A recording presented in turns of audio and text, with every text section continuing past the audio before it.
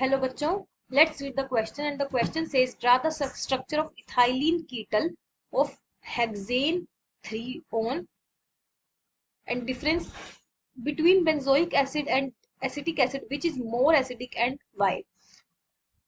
And the part C says an optical active compound A with molecular formula C5H10O2 treated with chlorine in the presence of red phosphorus forms compound B C5H9O2Cl, whereas when it is treated with thionyl chloride, it forms compound C, that is C5H9OCl. Compound C on further hydrogenation with palladium on BaSO4 in the presence of sulfur gives compound D, which is C5H10O, and the compound D gives positive tolerance test and regenerates A. A can also be formed by base hydrolysis and further acidification of C. Read the reaction of formation of A from C and identify A, B, C and D. तो चलिए सबसे पहले हम इस question के लिए की concept देख लेते हैं. की concept for part A is formation of ketal from any ketone. हमें कीटोन गिवन है हेक्सेन 3 ओन, तो हेक्सेन 3 ओन का स्ट्रक्चर क्या हो जाएगा?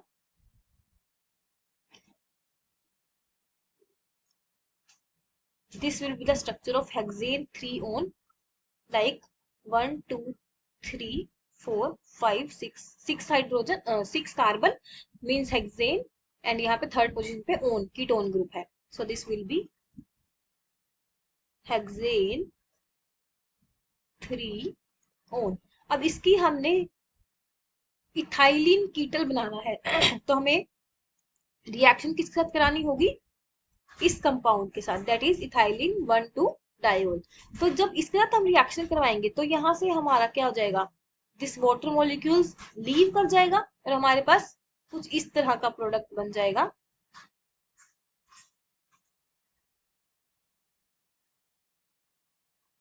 So this will be the structure of ethylene कीटल of hexane 3 on. So this will be the answer for part A. So B part is between benzoic acid and acetic acid. Which one is more acidic?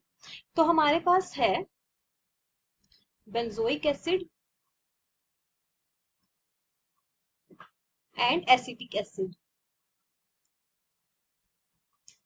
तो acidic order बनाने के लिए हम इसके conjugate base बना लेते हैं पहले. कॉन्जुगेट बेस मतलब H पॉजिटिव के रिमूवल के बाद जो बेस बनेगा.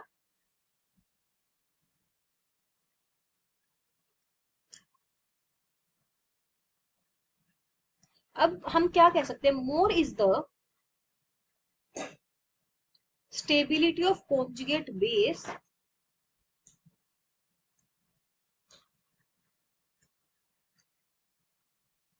more will be acidic order. तो अगर हम फर्स्ट और सेकेंड में कंपेयर करें तो जो फर्स्ट हमारा कॉन्जुगेट बेस है वो ज्यादा स्टेबल है, क्योंकि यहाँ पे क्या हो रही है? रेजोनेंस में चला जाएगा ये, और जो फिनाइल रिंग है वो क्या करेगी? इसको स्टेबलाइज करेगी. लेकिन अगर हम यहाँ देखें CH3 प्लस आई इफेक्ट से इलेक्ट्रॉन इधर डोनेट करेगा तो ये नेगेटिव चार्ज को डिस्टेबलाइज करेगा. ओके, सो इस कारण जो बेंजोइक एसिड है वो क्या हो जाएगा? ज्यादा stable, acidic. Benzoic acid will be more acidic because इसका जो कॉन्जुगेट बेस है वो क्या है? ज्यादा स्टेबल है. सो अब हम करते हैं सॉल्व पार्ट सी को. पार्ट सी में हमारे पास क्या गिवन था कि एक कंपाउंड है ए जिसका फॉर्मूला है C5H10O2. अब इसकी रिएक्शन अगर हम Cl2 रेड फोस्फोरस के साथ करेंगे तो हमें क्या प्रोडक्ट मिलेगा? बी. बी का फॉर्मूला क्या है? C5H9O2Cl. ओके, लेकिन अगर हम इसकी रिएक्शन करेंगे SOCl2 के साथ तो हमें मिलेगा C, और C का फॉर्मूला क्या है? C5 H9OCl। ओके, सो अगर हम नेक्स्ट हमें गिवन था, अगर हम सी की क्या करेंगे, हाइड्रोजिनेशन, तो हमें प्रोडक्ट मिलेगा डी, और डी, जो प्रोडक्ट डी है उसका फॉर्मूला क्या है, C5H10O। ओके, और हमें आगे गिवन था कि डी टोलेंस रिएजेंट भी देता है, और NaOH के साथ अगर हम इसकी हाइड्रोलिसिस करेंगे तो वो क्या देगा हमें, प्रोडक्ट वापस से A। तो हमें बोला गया है डी, डी क्या है, C5H10O, ये पॉजिटिव टोलन टेस्ट देता है। तो पॉजिटिव टोलन टेस्ट देता है तो इसका मतलब यहाँ पे क्या है, एक एल्डिहाइड ग्रुप है, दिस इज एल्डिहाइड ग्रुप। और डी हमें मिला कहां से, सी से, bye it's hydrogenation.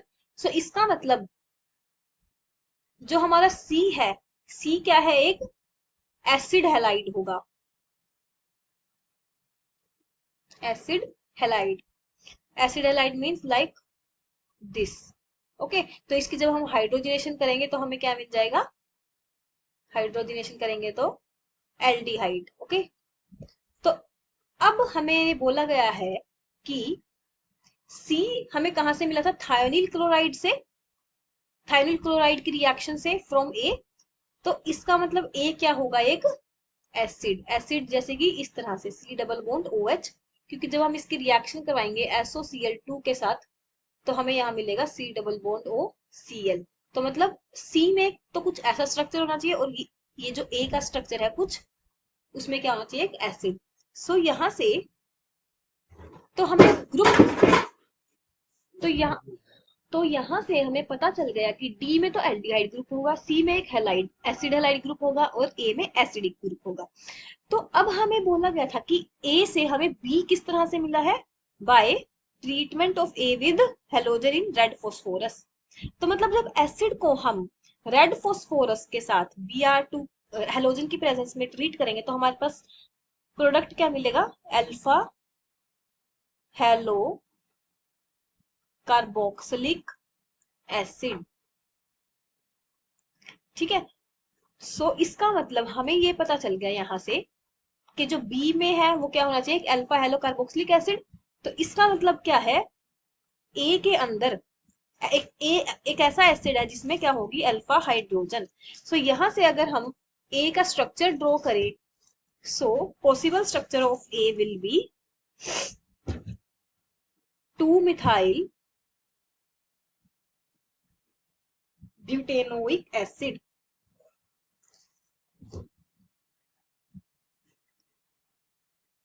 like this, CH3 CH COOH और यहाँ पे CH3। So this will be the possible structure of A। तो अगर यहाँ से हम B ड्रॉ करें तो B will be 2 chloro 2 methyl butanoic acid, और इसका पॉसिबल स्ट्रक्चर क्या आ जाएगा, CH3 CH2 C CH3 COOH and Cl। क्योंकि ये जो कार्बन थी ये क्या थी, अल्फा कार्बन, और यहाँ पे अल्फा हाइड्रोजन था। तो ये हाइड्रोजन जब हम बी फॉर्म करेंगे तो वो किसमें एक्सचेंज हो जाएगा, क्लोरीन में। नेक्स्ट सी क्या हो जाएगा, 2 मिथाइल ब्यूटेनोइल क्लोराइड, और इसका स्ट्रक्चर क्या हो जाएगा, CH3 CH2 CH3 H C double bond OCl। सो ये हो जाएगा हमारा सी का स्ट्रक्चर, और यहां से डी क्या हो जाएगा, 2 methyl butanal, that will be CH3 CH2 CH और यहाँ पे CHO। तो अब हमारे पास आगे जो बोला गया था, that is reaction of C. C is CH3 C double CH2 C CH3H C double bond O Cl। इसकी रिएक्शन बोली गई थी NaOH के साथ, तो यहाँ से हमारे पास क्या बन जाएगा, CH3 CH2 CH COONA, और यहाँ से H पॉजिटिव के साथ अगर हम रिएक्शन करेंगे तो ये Na बाहर निकल जाएगा और H पॉजिटिव इसकी जगह पे आ जाएगा। तो प्रोडक्ट क्या बनेगा, CH3 CH2 CH3 H COOH. Okay, so this will be our product, our reactant A that we took in the starting. So this will be the final answer. Hope you find your answer and understood it well. Best of luck.